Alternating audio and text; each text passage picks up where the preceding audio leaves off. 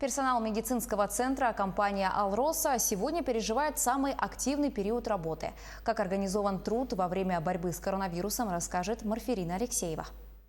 Вот уже 4 месяца медицинский центр акционерной компании «Алроса» перепрофилирован в обсерватор. Все силы медработников центра направлены на борьбу с новой инфекцией. Сформированы мобильные отряды для забора анализов и оказания медицинской помощи населению на дому. Всего 25 бригад, в каждой из них 10 специалистов. В среднем в день удается собрать около 600 проб. Мы оказываем медицинскую помощь всем абсолютно жителям Мирнинского района. Создали единый центр тестирования.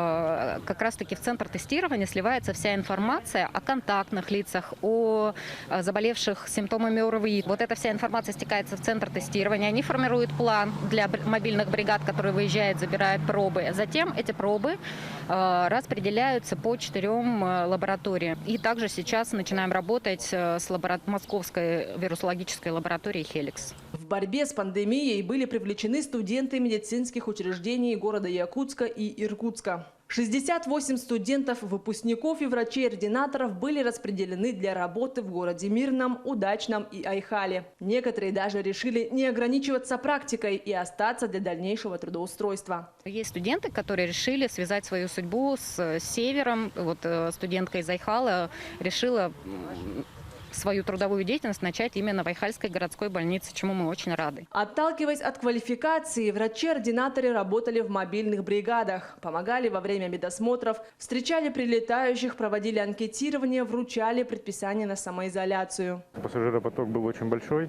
Нам были выделены студенты. Очень большую, огромную, скажем, помощь нам оказали. Часы, проведенные в борьбе с пандемией, студентам засчитают за практику. Большим плюсом начинающие врачи отметили тот факт, что в отличие от однокурсников, оставшихся проходить практику в родном городе, им выплатят зарплату. Условия у нас, можно сказать, шикарные. Заселили в общежитие. Все хорошо, нас кормят бесплатно, трехразовое питание. Сначала собирались на 1 месяц, потом у нас уже 3-й месяц заканчивается. Опыта набрался много. У нас прошли курсы по COVID-19, у нас у всех есть сертификаты.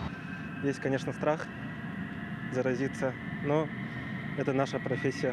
Мы этот путь сами выбрали. На сегодня статистика с заболеваемостью COVID-19 в районе держится на одном уровне. Это в среднем 3-4 человека за сутки. Низкий процент заболеваемости среди населения – заслуга заблаговременной профилактики. Мы начали эту работу заблаговременно, то есть март, апрель, когда еще не было больных, но работа велась очень активно. И сейчас мы пожинаем плоды, то есть процесс управляемый. У нас нет завалов в больницах, у нас все получают медицинскую помощь. Мы, конечно же, учтем все положительные моменты, какие-то в любом случае были, наверное, ошибки. Мы это все учтем, потому что в любом случае будет вторая волна, и я думаю, что мы к ней будем абсолютно готовы, как и в первом случае. Большой вклад на противостояние инфекции компания внесла не только в обеспечение Мирнинского района.